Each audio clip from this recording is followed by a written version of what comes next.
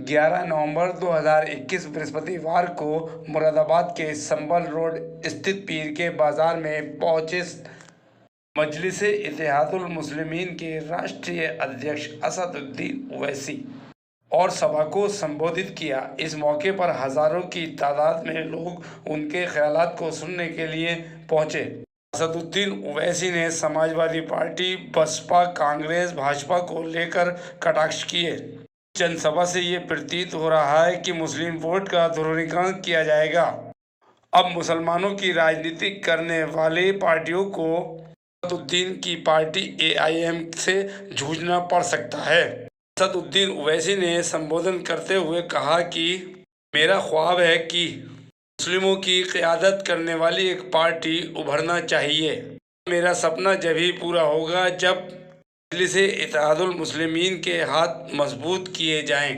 मजलिस सभी धर्म, सभी जातियों का सम्मान करती है और सभी के उत्पीड़न को बर्दाश्त नहीं करेगी।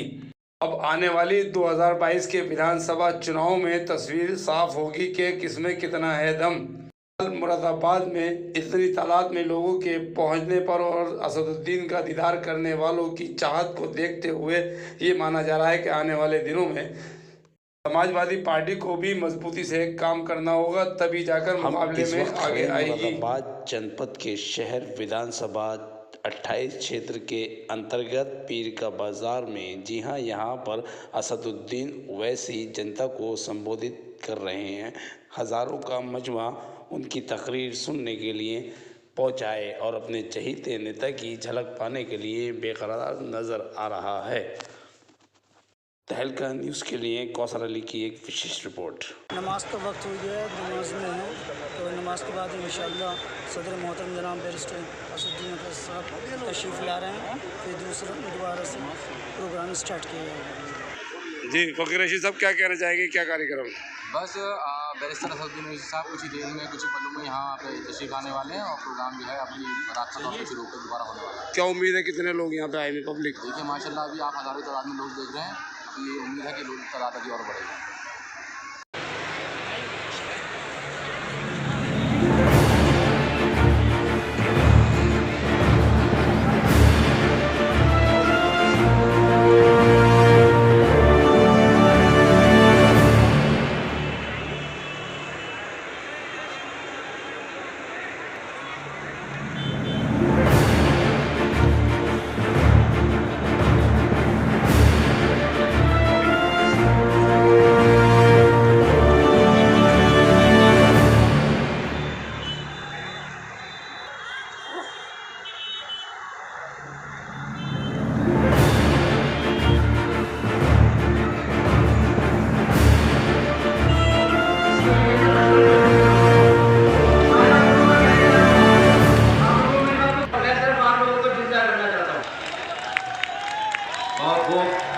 बहुत अच्छी करती है अपने सफाई में नंगा नाच है। उसी दौरान मुसलमान ठंड की इंतहा करते हुए उन टेंटों में काम रहे थे और अखिलेश मुसलमानों के दर्द को वो पहचान नहीं पाए हैं।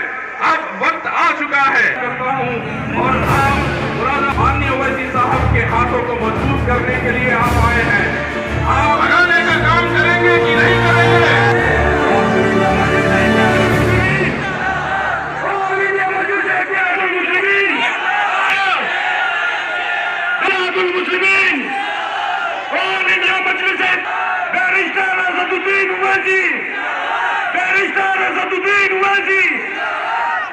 हमारे बीच में आपकी आवाज आ चुके हैं, जल्द ही हम उनको सुनने का काम।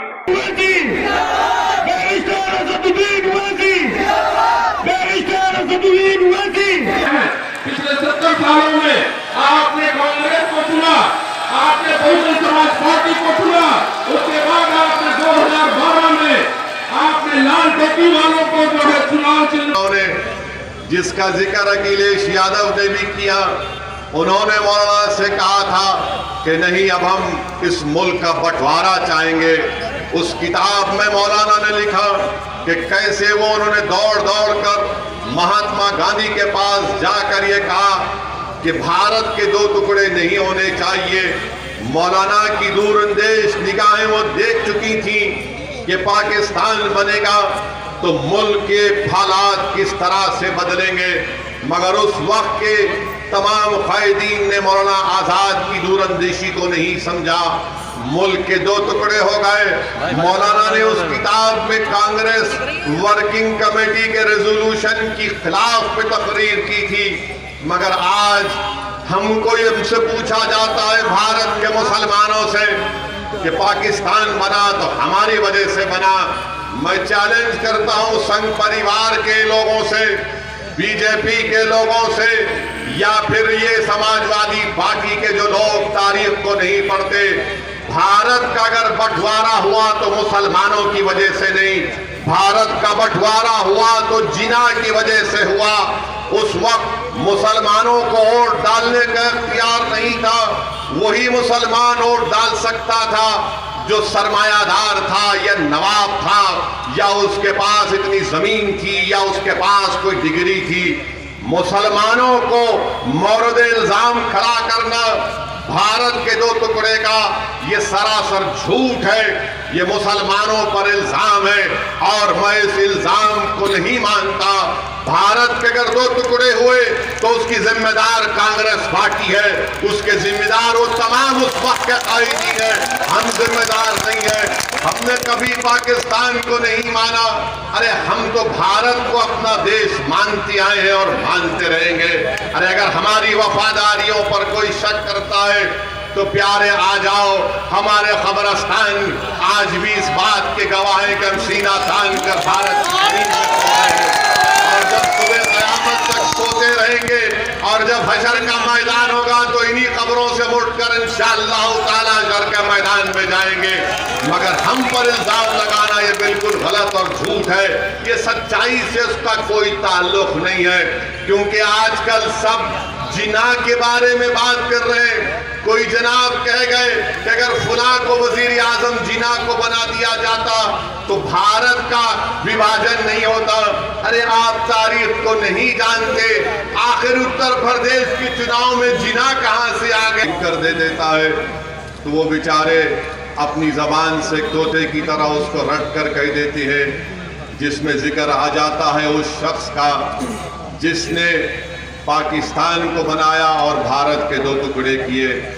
मैं उस तारीख का नहीं दोहराना चाहता हूं, बल्कि मैं थोड़ा बहुत पढ़ा लिखा हूं, क्योंकि जिस शख्स ने कहा था, बल्कि नाम ले लेता हूं, जनाब अखिलेश यादव ने जिना का जिक्र किया। मैं मुरादाबाद की इस मुबारक सरजमीन से मोहतरम जनाब अखिलेश यादव को बताना चाहूँगा कि आप कभी तारीख पढ़ लीजिए। हाँ, ये बात सही है कि सरदार पटेल और जिना, नेहरू और गांधी सब बैरिस्टर थे, तो अखिलेश यादव साहब, असदुद्दीन ओवैसी भी लिंकन जिन से बैरिस्ट्री करा हुआ है। मैं आपको ये बताना ज़रूरी समझता हूँ कि भारत को तोड़ने वाले का नाम, इस मुल्क को तोड़ने वाले का नाम और पाकिस्तान को बनाने वाले का नाम मोहम्मद अली जिना था। कम से कम आपको तारीख पढ़नी चाहिए। आप उत्तर प्रदेश के 5 साल चीफ मिनिस्टर रहे हैं, आप ऑस्ट्रेलिया से पढ़े, मैं बैरिस्ट्री पढ़ के बरतानिया से आया हूँ। मैं उम्मीद करता हूँ कि आप दोबारा इस तरह की गलती नहीं करेंगे। मेरे अजीज दोस्तों और बुजुर्गों, मौलाना अबुल कलाम आज़ाद ने अपनी किताब इंडिया विंस फ्रीडम में, अगर मैं वो तमाम जुमलों को मुरादाबाद में दोहरा दूंगा जो उस किताब में मौलाना ने लिखे, तो यकीन जानिए एक बहुत बड़ा तनाज़ा खड़ा हो जाएगा। मौलाना अबुल कलाम आज़ाद ने उस किताब में लिखा कि कैसे कांग्रेस के बड़े बड़े लीडरों ने उनको मायूस कर दिया था। मौलाना अबुल कलाम आज़ाद भारत के इस दो टुकड़े के खिलाफ थे। उस किताब में मौलाना ने लिखा कि वह कैसे कांग्रेस के बड़े बड़े लीडरों के पास गए और हर कांग्रेस के उस वक्त के बड़े लीडर ने मौलाना को मायूस कर दिया, और कैसे उस वक्त के कांग्रेस के बड़े बड़े लीडरों ने, जिसका जिक्र अखिलेश यादव ने भी किया, उन्होंने मौलाना से कहा था कि नहीं, अब हम इस मुल्क का बंटवारा चाहेंगे। उस किताब में मौलाना ने लिखा कि कैसे वो उन्होंने दौड़ दौड़ कर महात्मा गांधी के पास जाकर ये शैतान की पहली औलाद, आप इब्लीस की पहली औलाद है, जो पुलिस वालों ने मारा तुम शैतान की औलाद हो।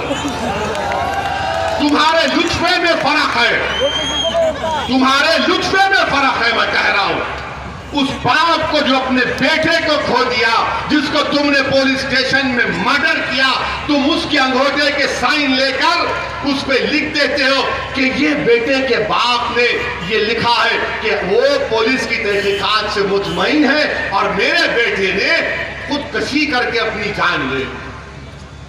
अरे पुलिस वालों, जिन्होंने हरकत की, कल अगर तुम्हारी बेटी, तुम्हारा बेटा ऐसा मर जाएगा या मार दिया जाएगा तो तुम्हारे दिल पर क्या पहुंचेगा? ये जुल्म हो रहा है, ये जुल्म हो रहा है। और आवाज कैसे उठती है? नहीं नहीं, हमने बोल दिया, हम भी कंडेम करते हैं उसको, 2 लाख भिजा देंगे, 3 लाख भिजा देंगे। अरे सवाल ये पैदा होता है कि जब गोरखपुर के होटल में गुप्ता साहब को पुलिस ने मारा, उनकी मौत हुई, हम उसका कंडेम कि उसके खिलाफ, अल्ताफ के खिलाफ एक कंप्लेंट दी गई कि वो किसी लड़की को लेकर भागा था।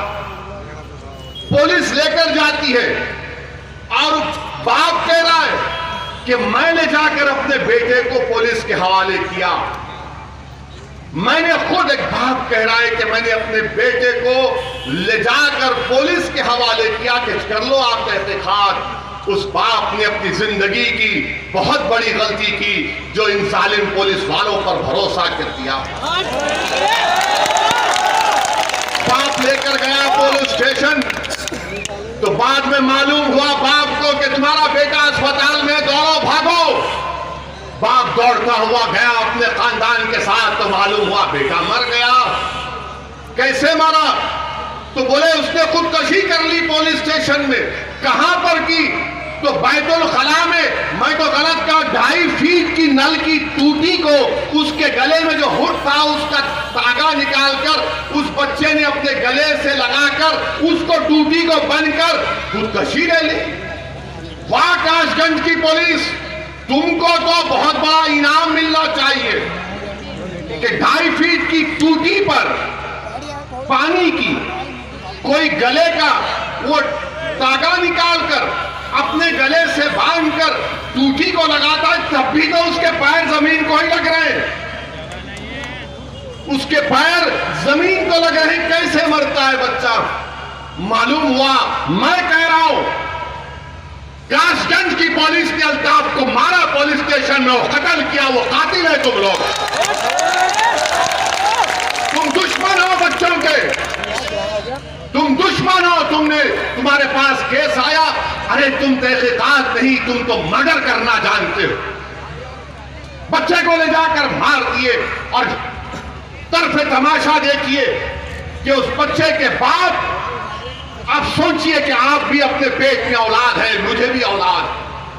वो आपका बेटा है मेरे भाई, वो आपका भाई है, वो आपका बेटा है, आपका भाई है। अगर तुम मुरादाबाद में बैठकर ये समझ रहे हो कि नहीं नहीं कासगंज में हुआ, मुझे उससे क्या करना है, अगर तुम उस बच्चे के गम को अपने सीनों में महसूस नहीं करोगे तो मुझे शक होगा तुम्हारे मुसलमान होने का। तुमको उसका दर्द महसूस करना पड़ेगा, क्योंकि रसूलुल्लाह सल्लल्लाहु अलैहि वसल्लम ने फरमाया कि मोमिन कौन है? मोमिन वो है अगर किसी के पैर के तलवे में अगर कीड़ा लगता है तो मोमिन वो है जो अपने सीने में उसकी तकलीफ को महसूस करता है।